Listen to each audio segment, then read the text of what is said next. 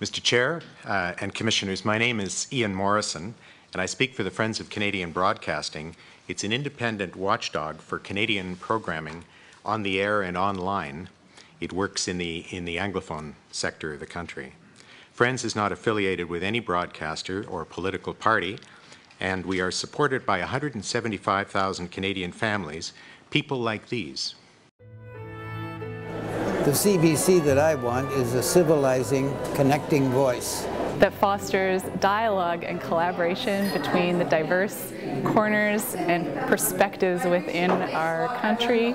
And I think it's absolutely crucial that we, as citizens of Canada, own this particular piece of our cultural voice. The CBC I want is one that is involved in investigative journalism, is one that speaks truth to power, is one that is a national, public, interactive, rich media, collaborative platform to enable a great conversation in this country.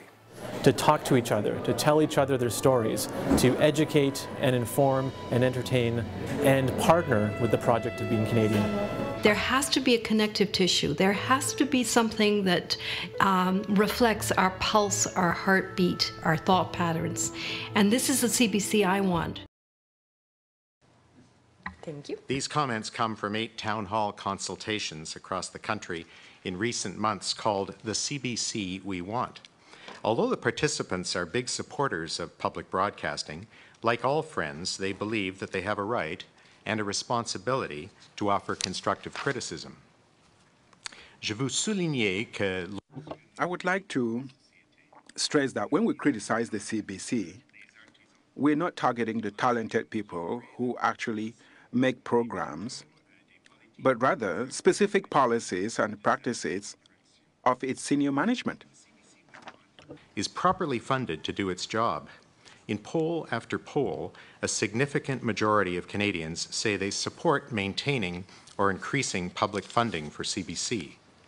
We recognize that your Commission has no power to establish the CBC's parliamentary allocation, but we do urge you to send a strong message in your decision that the current level of funding is insufficient to discharge CBC's statutory mandate.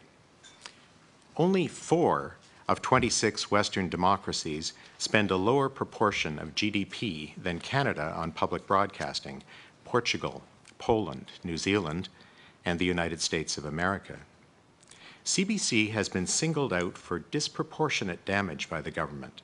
From 2006 to 2015, total program spending will have increased by 15%, while spending on CBC will have declined by 22%.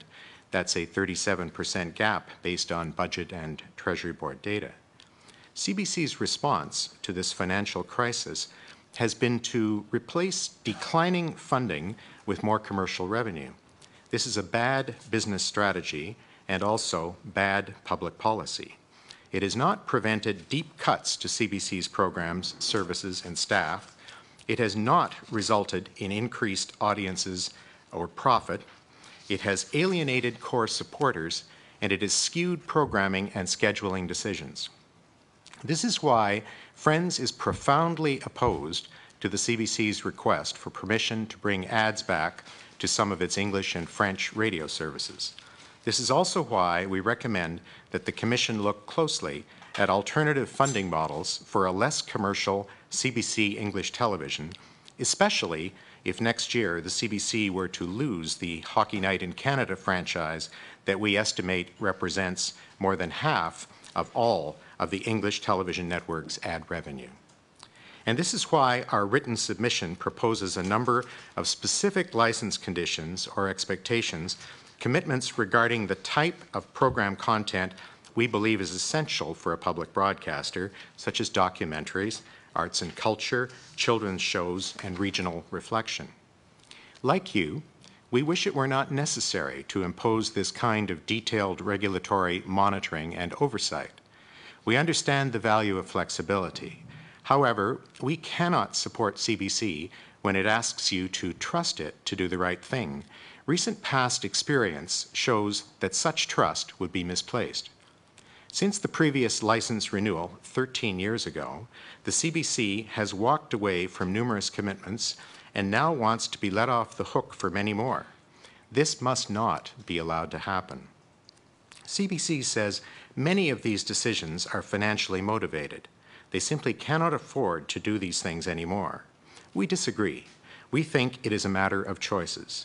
Does the CBC want to be a public service broadcaster or a commercial broadcaster that loses $1 billion a year?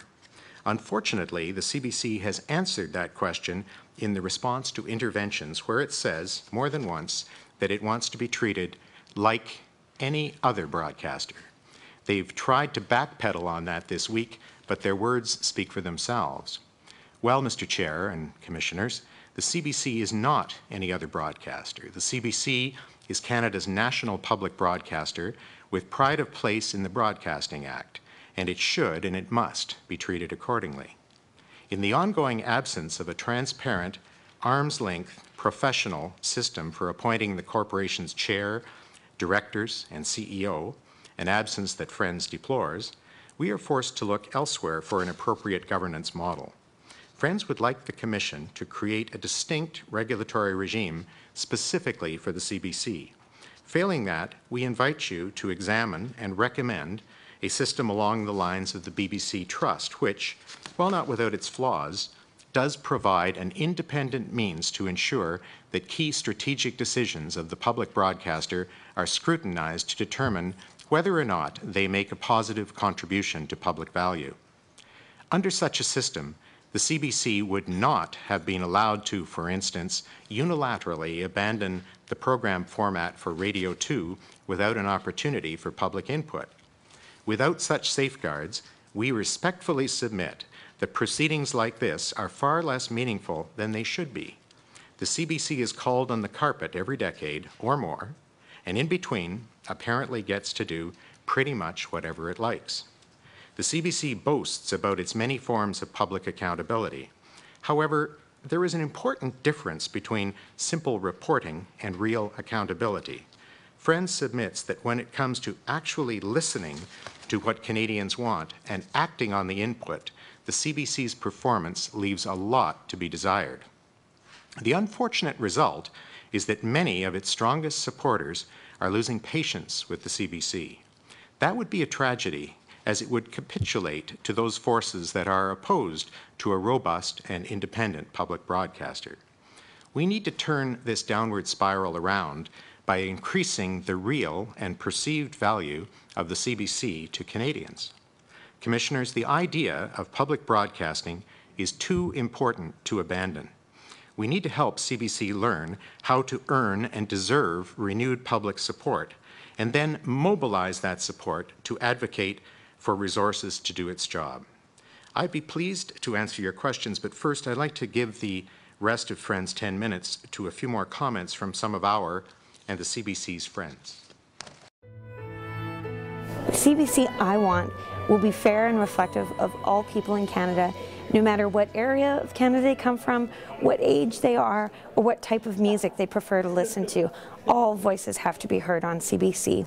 And being able to hear Canadian orchestras on CBC had a huge influence, and I think helped inspire me to be able to pursue that dream of playing music professionally.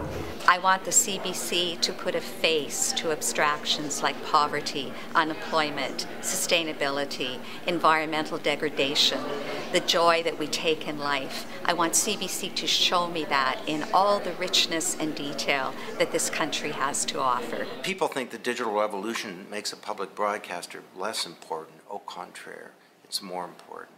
A private broadcaster's mission is the acquisition and maintenance of a profit stream. A public broadcaster's mission is the acquisition and maintenance of nationhood. And so for this reason, I encourage all of you to support CBC, and in particular, to support an ad-free CBC radio. I think the current dilemma, the current fight, the current struggle, the current conversation about CBC is a broader conversation about public space in Canada. Because it's a public broadcaster, it is public space in the media. Like a park in a city is public space.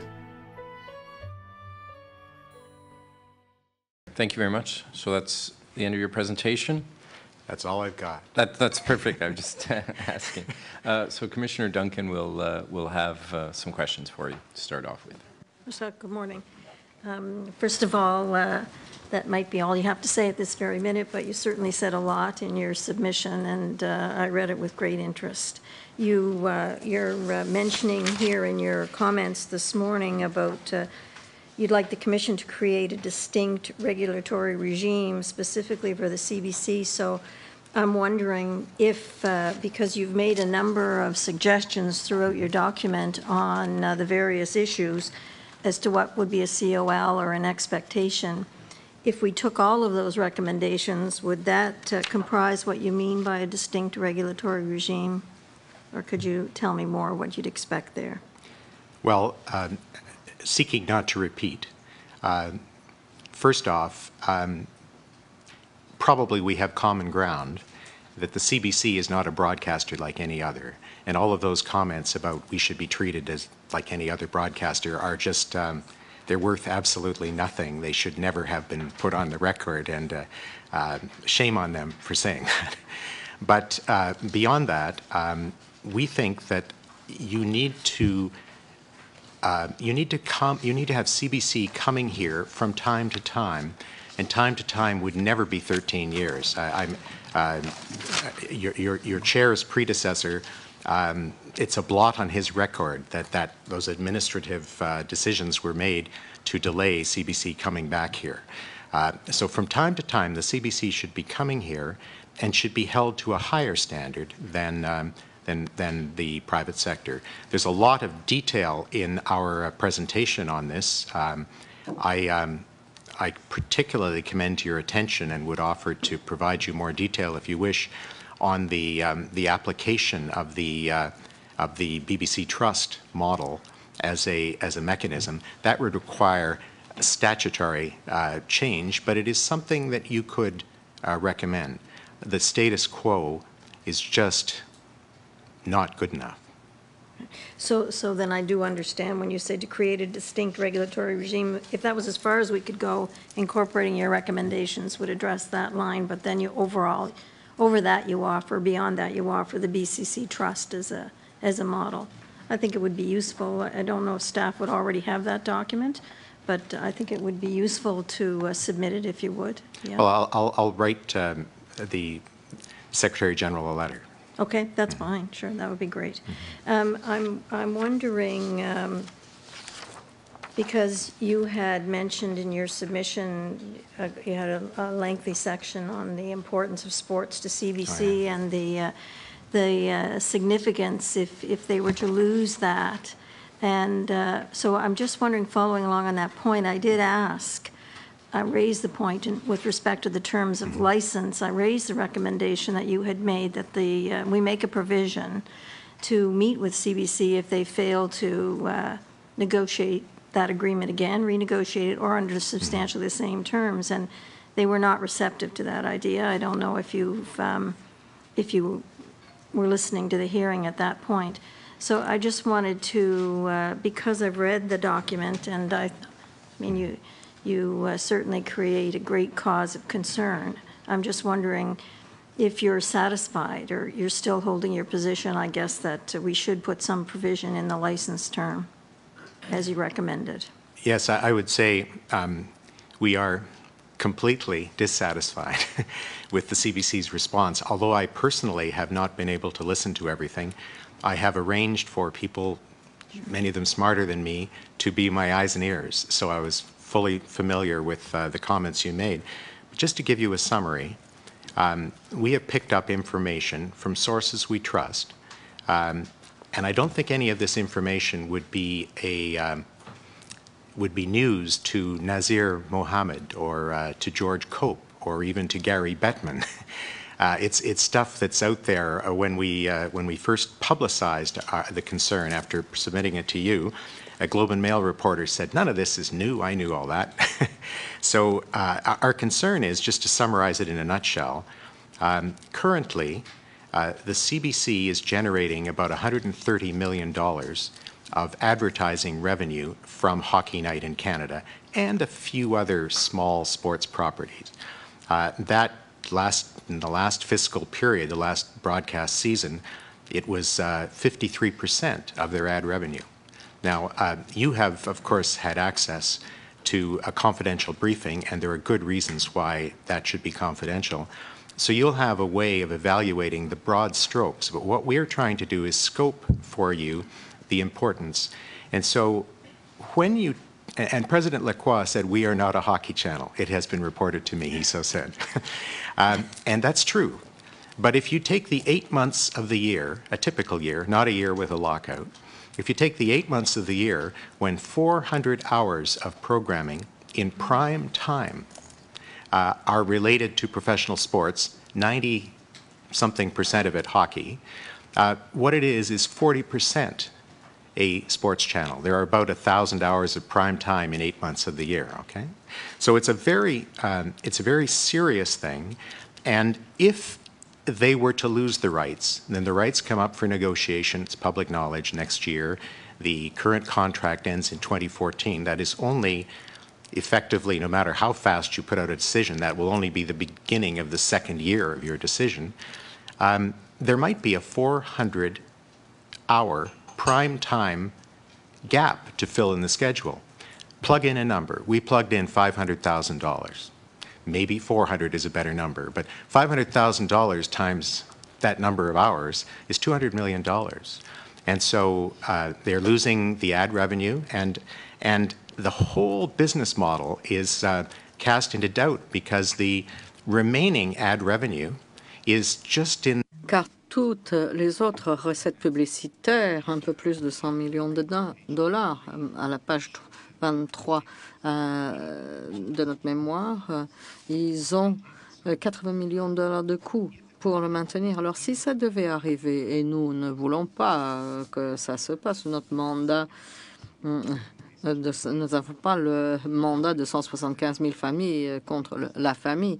Their competitors have deep pockets and can afford to take a long view, then it's appropriate to discuss these things, not to sweep them under the rug. And at the very least, they should have to come back here to explain themselves, because the loss of something in the order of $200 million to the corporation is not an English television network problem. It's a corporate problem. English, French, radio, television, everything, including the unregulated services. I appreciate your comments and bringing them to our concern. Just based on the analysis you've done, what impact do you think the current lockout is having? You can learn a fair bit about the current lockout impact by looking at the financials. It's quite serious. It will get much more serious if it continues longer. And I don't think the CBC has any influence over that. That's something that is almost, if not completely, beyond its control. But of the $130 million of revenue that they have, you can check this with your confidential briefing, about $50 million is the playoffs, which begin in the month of April. So, so the revenue is not spread out equally. It comes at the end, and when a season is canceled, they're going to have a very serious problem. Something in the range of the third year of the government's cuts from the 2012 budget. So we're already going to experience the impact of hockey on their plans, even before the renewal. Except that rational interests might align. That is to say, the CBC's interest, some American broadcasters' interests, the interests of the owners and the interest of the players might cause them to do the right thing. Who knows? I suppose in that there would not have been a First World War if everybody had been rational. Well, certainly there's increasing pressure on people on the parties to settle. With respect to the regions and representation of the regions, what is your reaction to CBC's suggestion that new media would be the solution for reflecting the regions? Profound disdain. It's we think, by the way, I mean, let me say that having criticized a few things about the current management, I would say that their recognition of their regional responsibilities after a decade of trying to avoid that and withdraw from the regions of Canada. And by the way, I remember from a consultation once, somebody in Newfoundland once said to me, Toronto's also a region like all the others. The problem is that Toronto just doesn't get it. So talking about the regions, they are moving in the right direction. Certainly in radio, some of the news services are good. I do not have the high opinion, nor do our supporters have the high opinion of that Hamilton initiative that others have presented. But one deficit that we see at the moment is, and this would come back to conditions of license, it would be that a certain amount of programming for the network, I'm talking television here, should be coming from the regions. And we suggest a number like 40%. It's something you can do. It's not inherently more expensive to make a program one place rather than another. There are the problems with provincial tax incentives and all of that, but you could be pushing the English television network to do a minimum, and we suggest 40%, beyond the, what is that definition, 120, 150 kilometers from Yes. Toronto City Hall or something like that. So did you have a chance to look at the amended COLs that CBC filed on Tuesday? I do have that here somewhere. And I'm just wondering, they say there that they don't feel they can make a specific commitment to non-news local programming due to financial constraints. Yeah. And I think this is the same condition that we're talking about, that they should be held to have a certain percentage from the regions. Yeah. So I'm interested in. Well, if you have a chance when they do come back here, you're still in a position to pose questions to them. Try to find out why national programming coming from other places than the network headquarters is inherently more expensive. Okay. Thank you. We'll ask them that. I had some other questions here. I was actually hoping to have my lunch hour to get more organized with my questions. So if you'll just don't mind. Well, you'll probably have a better lunch, Commissioner, as a result. Well, I suppose so. See? Okay. Yes, every cloud has a silver lining or some such thing as that.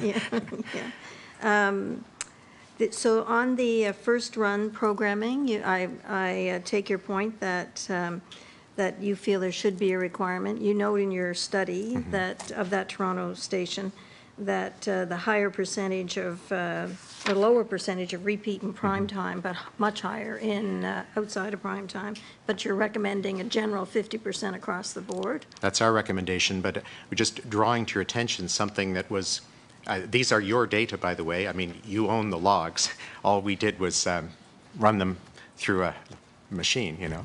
But the we don't come up with pretty pictures like that one you came up with. But it's going in the it's going in the wrong direction. It's the velocity, as an economist would say, of the repeats that is wrong. And I think what you can do without interfering in minute detail in the corporation's management is to either encourage or require a change in that direction, that there should be some balance between original and repeat programming. Of course, that has a fiscal implication, but you know, ultimately, if you think about repeats, once you get to 100% repeats, you have no programming. Well, actually, my next question was what impact you thought that would have on their costs, but actually, you've sort of averaged it out. It would seem there'd be no impact on their costs from that recommendation because you had very high original content in prime time. It's like in accounting, failing to amortize a capital cost and living off it until something bad happens. There's an analogy to be made. Okay, thank you. I'm just going to continue. Just bear with me a second while I. CBC did address some of your comments in their response on October the 19th. And I don't know if you have any, just let me hear.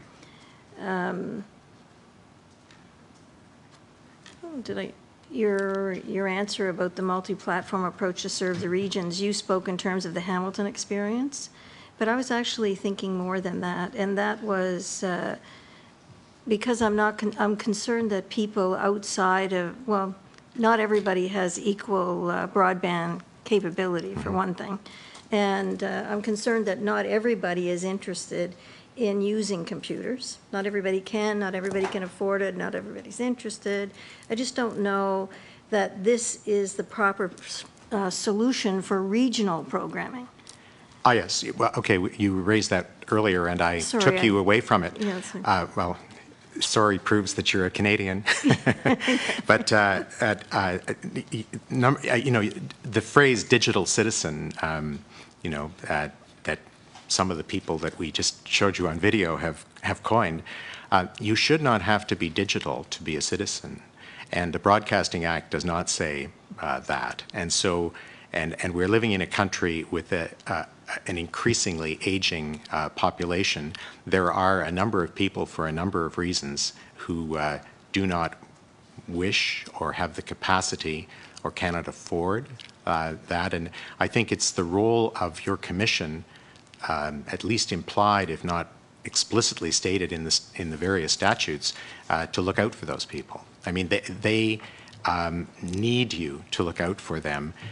We haven't done any recent polling about public expectations of the CRTC, but we have, you know, at an earlier point in this century, and there's quite a bit of trust in this institution to protect the public. It's interesting because not only in fairness to the people living in the regions, which is where I come from, but these digital citizens that you talk about, they're not everybody in Toronto, I expect, is a digital citizen either. Mm-hmm. So it's, I think, first of all, it's a poor approach for regional, because for that reason, I think there's so a more limited local content in the region. So I think you mentioned, I'm sorry, I didn't mean to overspeak. Sorry, you mentioned Hamilton.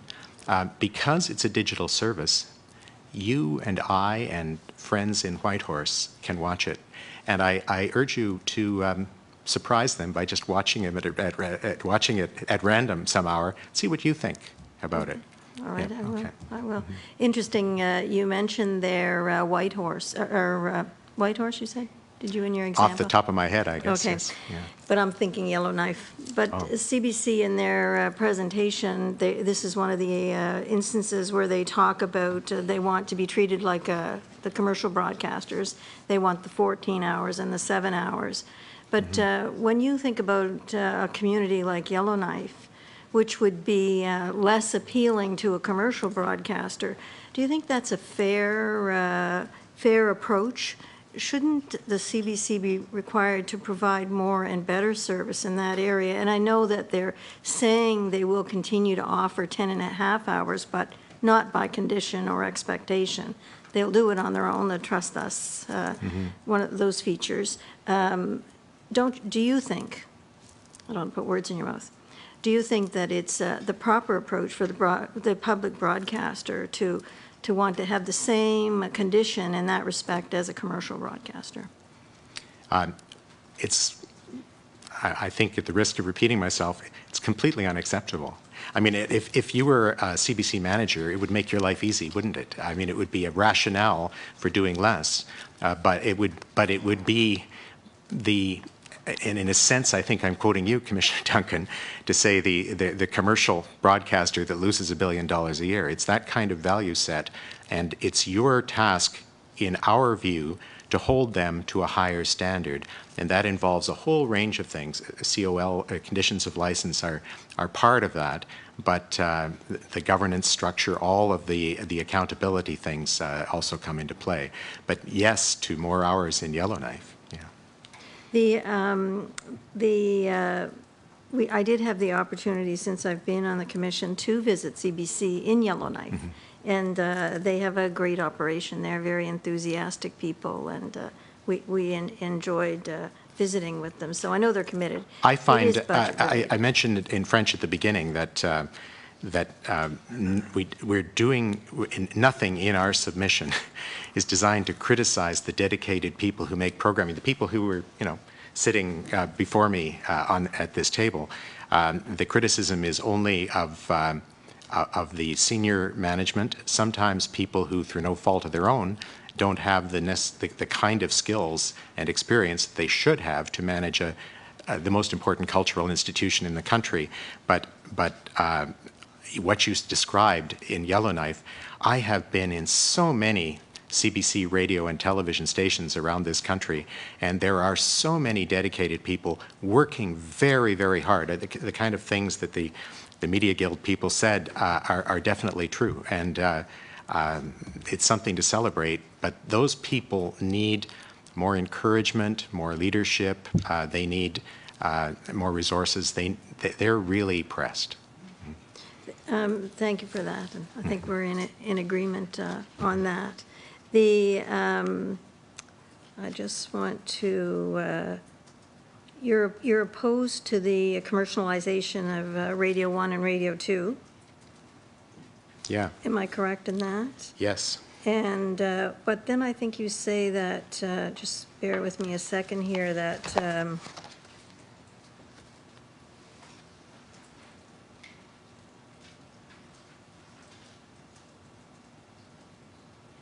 you want the minimum hours, you want an expectation. First of all, just bigger picture, let me step back a bit. I noticed that a number of your points are COLs and a number of expectations. And CBC seems to be wanting, as we know, we've talked about, more flexibility. But they seem to maybe want to move away from expectations and just deal with a couple of COLs. The fact that some of yours are stated as expectations versus COLs, do I assume that you would expect the CBC to put the same weight on them, whether they're a COL or an expectation? You would hope so, wouldn't you? I mean, it's a difference between a legal and a moral obligation, and ethical people treat those moral things as important. But I guess I would say we have made a number of suggestions to the Commission regarding expectations and conditions of license. We trust you as commissioners and with your staff to look at the big picture and find a reasonable balance that you think will work. And that's not something that anybody on the outside can see, because you are in a position to see the big picture. But since you raised the question of commercials on Radio 2 and Espace Musique, we think that, and by the way, there was an image earlier, I've forgotten who raised it, about a cliff that you drop off and you never get back up. You got up that cliff in 1974. Your predecessors, you just forced the CBC out of commercial activity on radio, which it had been in since 1936. So climbing cliffs is not impossible if the will is there. But in this case, there is a bit of a slippery slope. And Radio 1, despite what President Lacroix says, I mean, I could quote what President Lacroix's predecessors said about ads back in the last hearings. They're completely at odds. And we think, let's see, Mr. Goldstein was on the CAB panel yesterday. He said that he thought CBC was lowballing the potential revenue. The data that we have gathered supports Mr. Goldstein's position.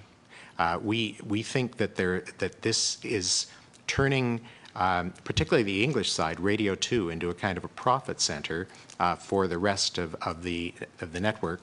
We think it's a shame. We also see it as, the change of format going 4 or 5 years ago, the introduction of ads, increasing popularization. We see a bit of a pattern here, and we think it's going in the wrong direction, and we urge you to stop it.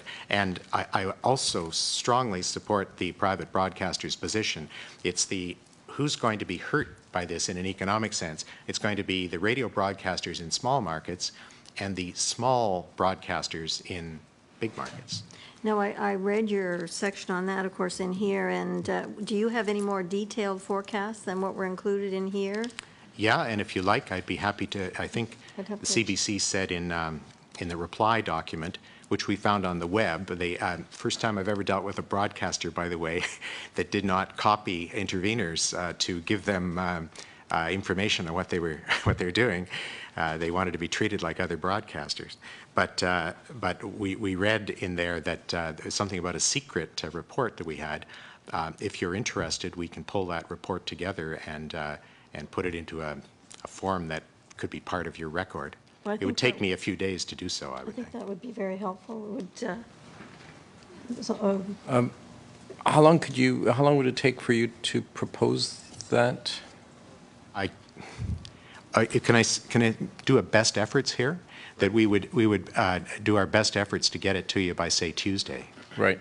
I'm not saying that it's necessarily on the record yet. We'll have to look at it. Okay. But anything that is useful to you officially or unofficially, I mean, we don't care if it's on the record. It's just we're trying to contribute to the process. Right. Okay. Thank you. But when by the end of the day Tuesday, to the Secretary and copying CBC, please. Okay. Or if it's a publicly available document, you No, but we always copy the broadcasters when we do that. We know the rules. Thank you. Yeah. Thank you. Okay. So with respect to then regional live music, I think that was the point you were trying to make at 183 of your submission. And it's not that you didn't make your point clearly, it's just that I'm rushing trying to read my point, my own point. But you said paragraph 183? 183, yes. You're talking about the amount of regionally originated production in general and of regional live music in particular. And that live music, of course, was one of the areas I understood CBC to say would be cut out of or reduced on Radio 2 and Espace Musique if Mr. Steinmetz said that on Tuesday, I think, here, did he not? If I understand from what's been reported to me, I may have seen a transcript. The CBC panel did say that it would be eliminated if they didn't get reduced if they didn't. What was wrong with what they said, according to all my information, and I've got some good information, is the tense of the sentence. They have already done that. Like we don't actually see what more they can cut. They have greatly reduced some of the services that used to be taken for granted on Radio 2. I'm not as familiar with Espace Musique, and by the way, Espace Musique is a different case. You know, as we see it now, the world classical culture is down to 40% in bad times of day on Radio 2, but Espace Musique has 60% of that, so that they're not the same thing at all. I noticed just along those lines that you make a point in your presentation about the cuts proposed, or well, I guess they'd be cuts if it doesn't get approved, but the way their forecasts were drawn up, the hardship was imposed to a greater extent on Radio 2 instead of Espace Musique, or not equally on both. Speaking off the top of my head, I didn't bring all my papers here, honestly, but my recollection is that the projections, you'll have them in the record, going out, say, 2 or 3 years, they've got a revenue, in the 17, I'm speaking in ranges here, $17 million range from Radio 2, and something like 1.5 for Espace Musique. And then we looked at the total cost of the services, and for some reason, Espace Musique is, up there at the same cost as Radio 2. So if their plans happened, we think they would have more revenue, but if their plans happened, the people of Canada, through the parliamentary allocation, would be supporting Espace Musique, and Radio 2 would be contributing to the CBC's bottom line 3 years out. That's our reading of it. I don't know if you have a different view, but...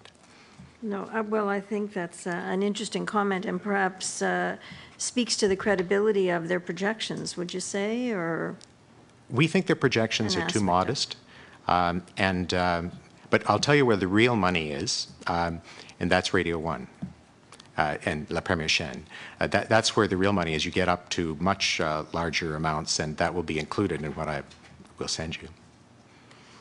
And it seems that the move to commercialization on the radio service would probably in the future, you'd be concerned, I gather from your comments, would change the nature of those services, well, like it did on the television.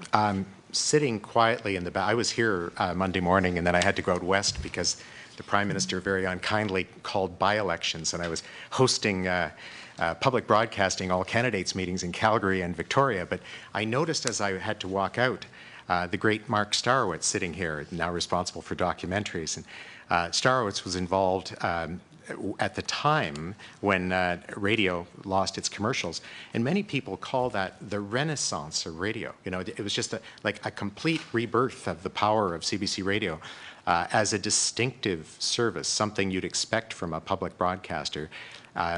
It enjoys a huge loyalty with Canadians, way beyond its 10 or 15% audience share. People, you know, if you check, do they tune in at least half hour a week? The radio is such a powerful thing. It's, you know, people tend also to tune in to a favorite radio channel or service, whereas with television, they're shopping around, they're watching programs. And so what has been proposed, we like to, more in sorrow than in anger, we like to think is being proposed by people who just don't get it, just how important this is to the public broadcaster's mandate and the fidelity of the Canadian people to public broadcasting. I noticed that I believe that you make a comment in here that, what was it, 175,000 people that responded to your survey, or? No, I think you might be confusing us with the Reimagine people. We did not compete with Reimagine on a survey. We've cooperated with them, but what we did was we analyzed. You remember your commission called this hearing originally for September of 2011, yeah. And we took the 1 year gap, gave us a chance to do a very detailed content analysis of something like 2007 actually, submissions that had been put into your, I guess, no, they weren't all put in because you had canceled it before the deadline date. So we just analyzed them all, and that gave us some background. We actually have, our group is supported by 175,000 Canadian families. So we estimate you can at least, you know, almost double that in terms of the people that communicate with us about these things. I mean, for example, I know about problems with CBC and complaints, as Louise Poirier raised earlier, because I hear from these people all the time.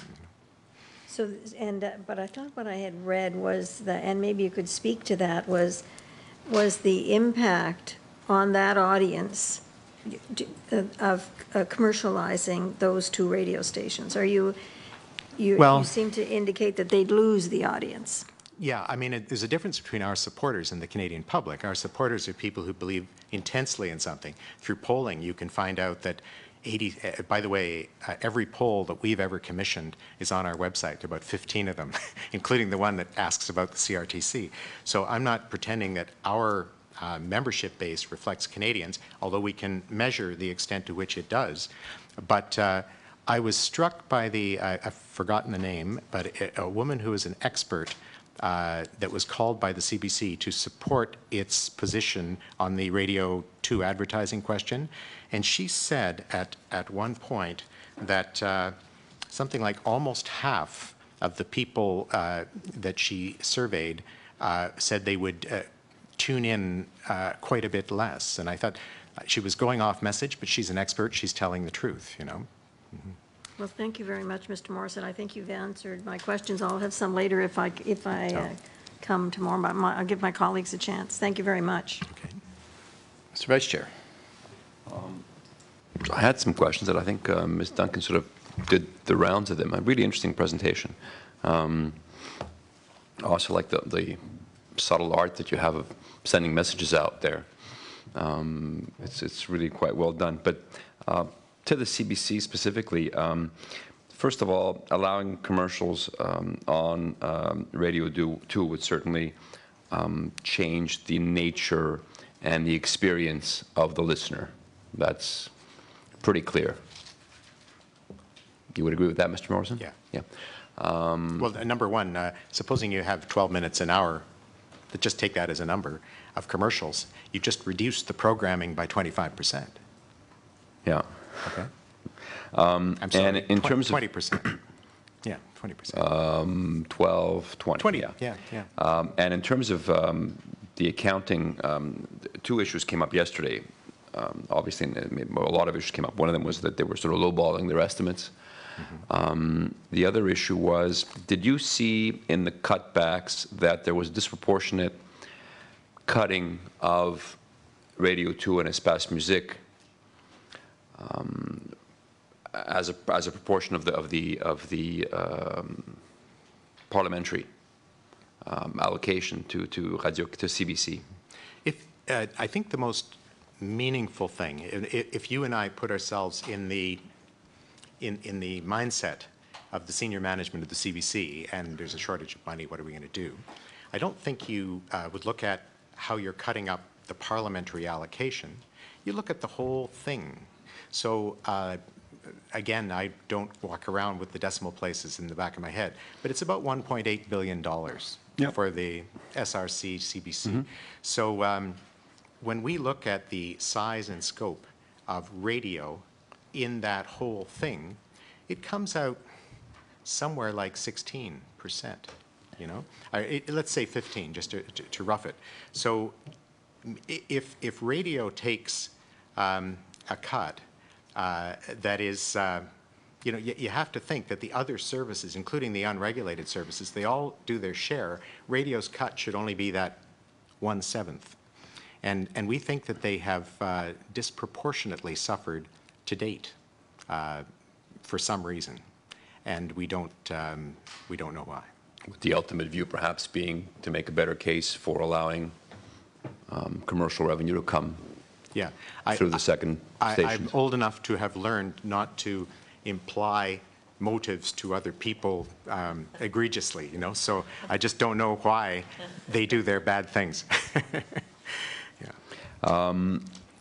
In terms of programming in CanCon, you heard the you know, all kinds of numbers. 100% should be 75%, should be 80%.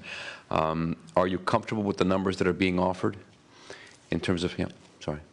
We would insist that the numbers should be compatible between the English and the French services, and the number 80 seems like a good and reasonable number to us. And I commend to your attention the wise words of our Prime Minister, quoted on the first page of our brief, where he said that it would be a good thing to have more programming in the 20% coming from other parts of the world rather than just American commercial programming. Yeah, and I guess we can't stress the importance of original programming. You mentioned it earlier. Because the Broadcasting Act says so, you know, it's right there. Yeah. And are you comfortable with the proposition that's been put forth by CBC Radio-Can on original programming?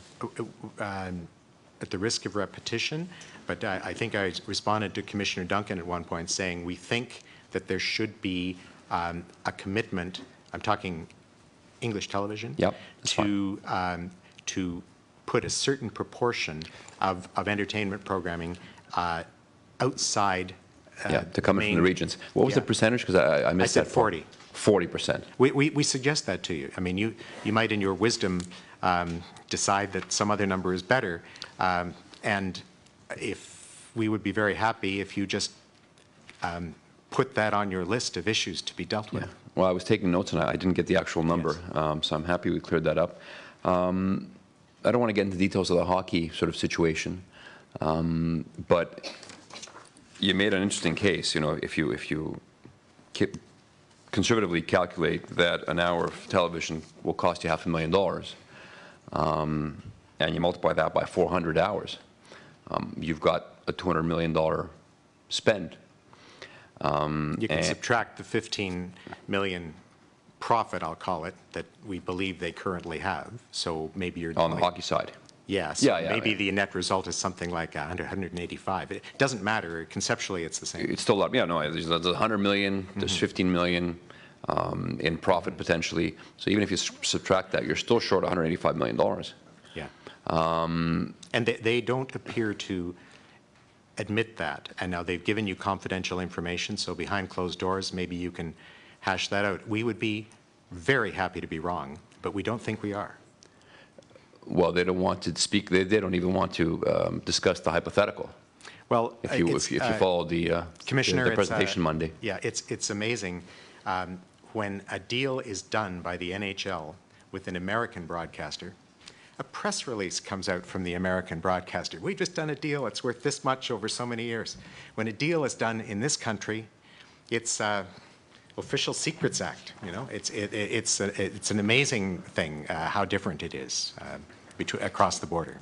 And at the end of the day, there should be a contingency plan for filling those 400 hours. Well, if you and that's the position of. If you ignored this, you would be ignoring something on a scale larger than the cut, the 3-year cut that the Minister of Finance imposed in March, and at least according to us. And you would be, the blank check image is not intended to be discourteous, but if you were to ignore it, I guess I will risk that and say, I think you'd be writing them a blank check, because something fundamental could change in the second year of a license, 3-year, 5-year, 7-year, it doesn't matter how long the license is, that would be on a scope and scale so severe to CBC's interest that at the very least they should be back here explaining what the hell they're going to do about it. You know, I should remove the word hell from that sentence. That's fine. Yes. Okay.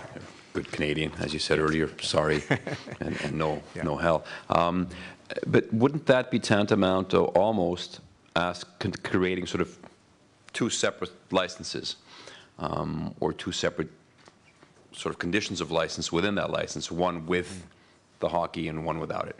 Well, that might possibly be a problem, but you folks are creative people, and so we would be, what we're really suggesting is an idea, and the idea is you should find a way to make sure, not just to leave it to them to volunteer to come back retrospectively, like the eloquent defense of the Radio 2 changes that came 5 years after the fact a couple of days ago. You should find a way to make sure that they come back here and explain it to you, and through your public process to the people of Canada. And that position is warranted, given that they're not a sports channel, but 40% of their content is sports based, if you will. If anything, according to what you told us today. Yeah, and I was trying to be a bit ironic. I think they are a sports channel dressed up as an all-purpose channel, I guess, right now. You know, that there's an excessive dependence, obviously. I mean, you can see it if you compare SRC television and the English television network. Well, and when you do look at SRC, I mean, SRC did find a way to come out of not having hockey. Yeah, and to be fair, the economics are different. It's a different issue, yeah. Well, thank you very much. Okay. Thank you. I want to bring you back to, I'm glad we got into the details of the regulatory role that we have to play, because after all, we're a statutory body, right? We only have the powers that the Act provides to us. That's the system of the rule of law we live in.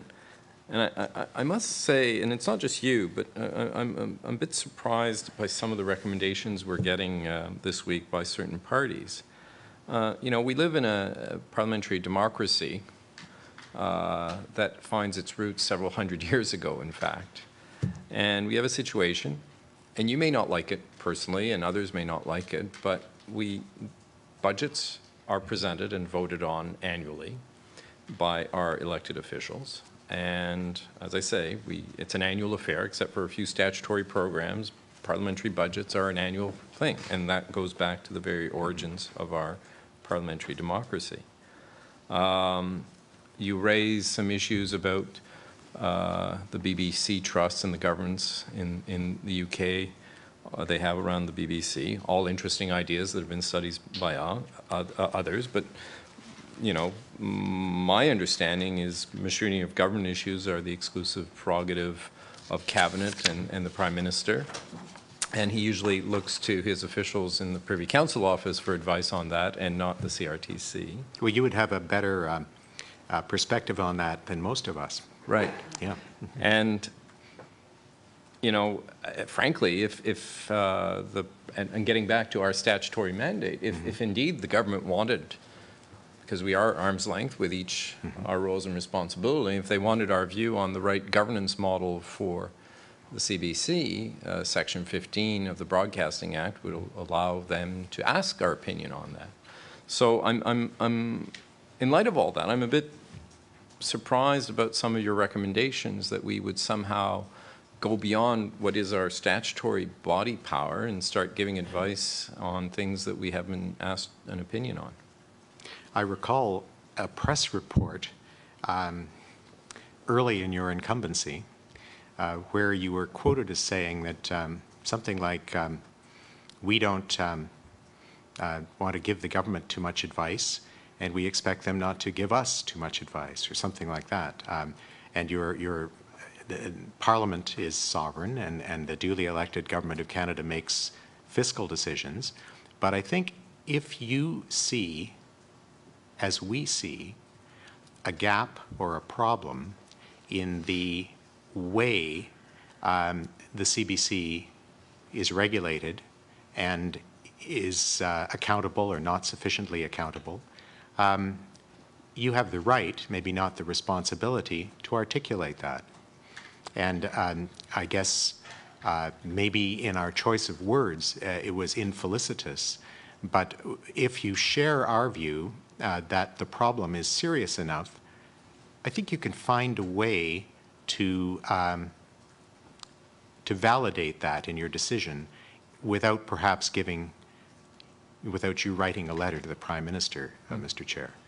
I take your point on that. Okay. In fact, the accountability of the CBC I mentioned right at the beginning is something we'll turn our minds to, as we do for every broadcaster.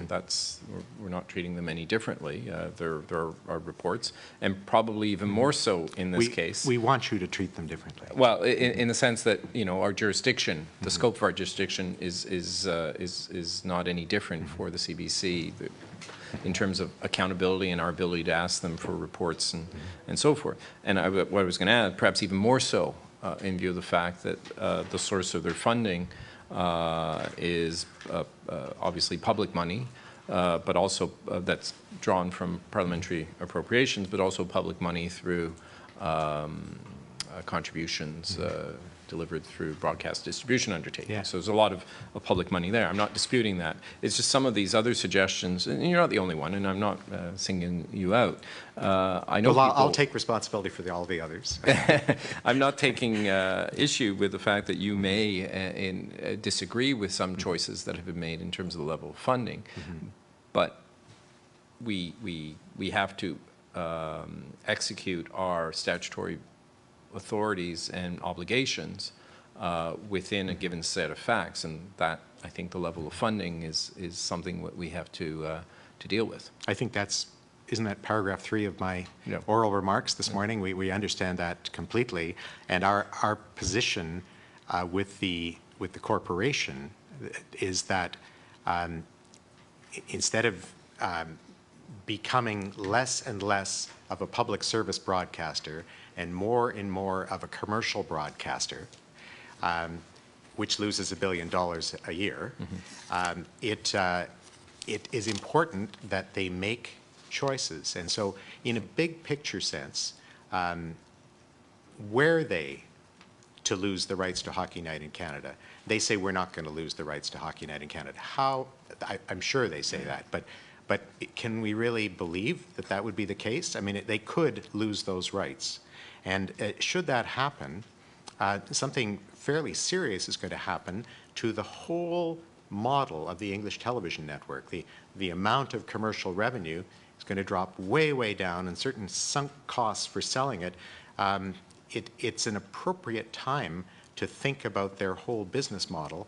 You make questions about business models of all kinds of people who come before you. So I think we're in the ballpark of in the comments we're making, and obviously you take or do not take advice based on your understanding of your responsibility. And we will be guided in large part, not exclusively, in large part by Section 3.1M, which actually defines what the corporation's mandate is, and Section 5, which talks about the regulatory obligations we have, and 5.2 about our regulatory obligations, and that gets all put in the mix. Some people memorize Shakespeare's sonnets. I memorize Section 3.1M, but I don't want to have to prove it to you. Right? Yeah, no, I'm sure you do. Unfortunately, it's somewhat less poetic than Shakespeare's sonnet, but let's count the paragraphs rather than the ways.